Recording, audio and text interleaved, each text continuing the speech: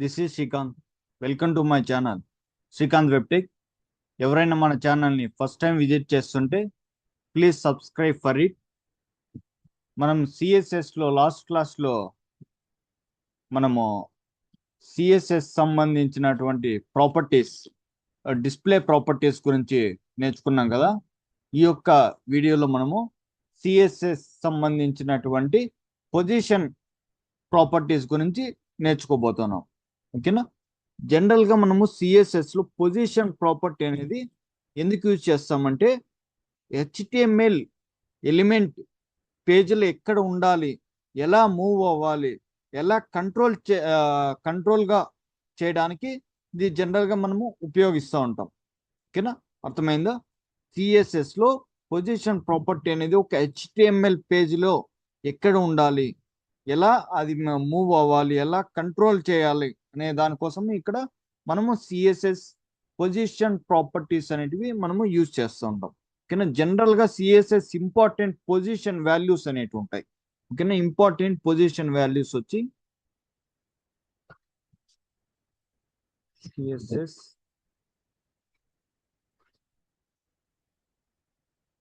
Position values మనకు జనరల్గా 5 types అనేటివి ఉంటాయి ఇక్కడ పొజిషన్ వాల్యూస్ అనేటివి. ఫస్ట్ టైప్ ఏమిటంటే స్టాటిక్, సెకండ్ ప్రాపర్టీ వచ్చి సెకండ్ పొజిషన్ వాల్యూ వచ్చి relative, third one absolute, fourth one fixed, fifth one sticky. ఓకేనా. ఇవి మనకు యొక్క దీన్ని కంట్రోల్ చేస్తాయి. ఓకేనా. ఒక హెచ్టిఎంఎల్ ఉన్నటువంటి ఎలిమెంట్ ఎలా మన పేజ్లో మూవ్ అవ్వాలి అనే దానికి ఒక ఎలా కంట్రోల్ చేయడానికి ఈ యొక్క సిఎస్ఎస్ పొజిషన్ వాల్యూస్ అనేటివి మనకు యూజ్ అవుతాయి. ఓకేనా. ఇప్పుడు ఒక్కొక్క దాని గురించి ఈ యొక్క వీడియోలో మనము నేర్చుకోబోతున్నాము. ఫస్ట్ వన్ వచ్చి పొజిషన్ స్టాటిక్.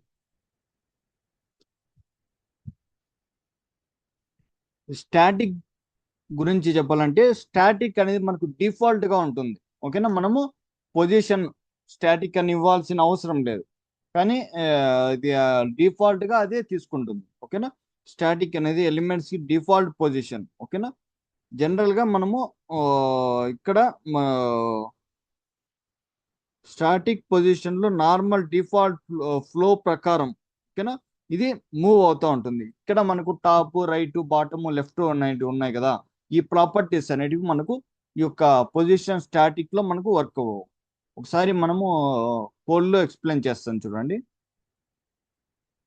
దానికోసము ఒక డివిజన్ అనేది తీసుకొని ఈ యొక్క డివిజన్ కి క్లాస్ నేమ్ అనేది ఇద్దాము.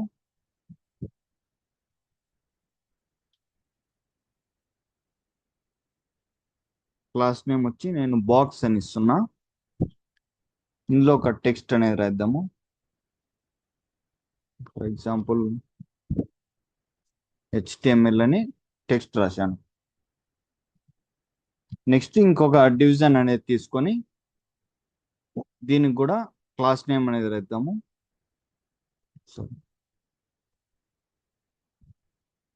క్లాస్ దీనికి కూడా బాక్స్ అని రాస్తున్నాం.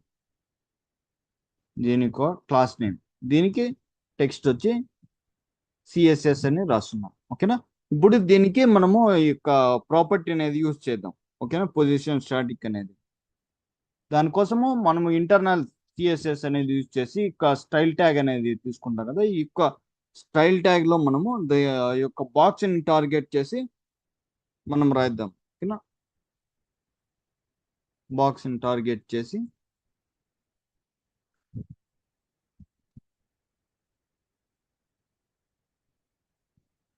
పొజిషన్ స్టాటిక్,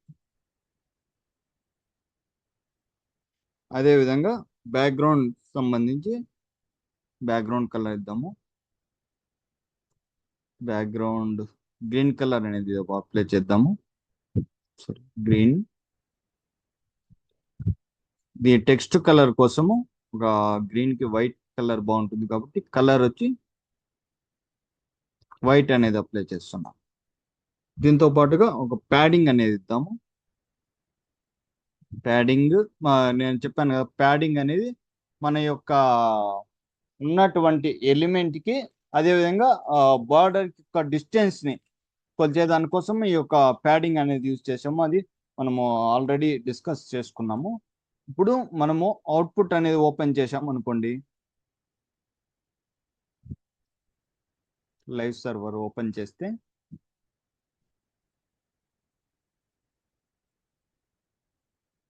ఇక్కడ చూడండి HTML CSS. ఓకేనా. ఇప్పుడు నేను ఈ యొక్క HTML ఉన్నది కదా, దీనికి నేను టాప్ అనేది అప్లై చేశాను అనుకోండి. ఓకేనా. ఇక్కడ మనము టాప్ అనే ప్రాపర్టీ అనేది యూజ్ చేసాం అనుకోండి. టాప్ ఒక 50 పిక్సెల్ అనేది ఇచ్చామనుకోండి. ఇప్పుడు సారీ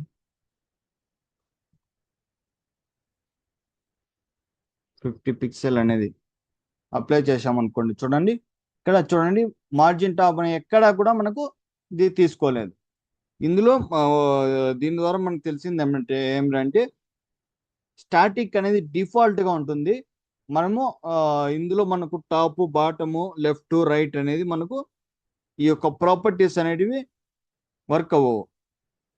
మనము ఈ యొక్క పొజిషన్ ప్రాపర్టీ ఇవ్వకపోయినా కూడా ఎలిమెంట్ స్టాటిక్ పొజిషన్ లోనే ఉంటుంది. ఓకేనా.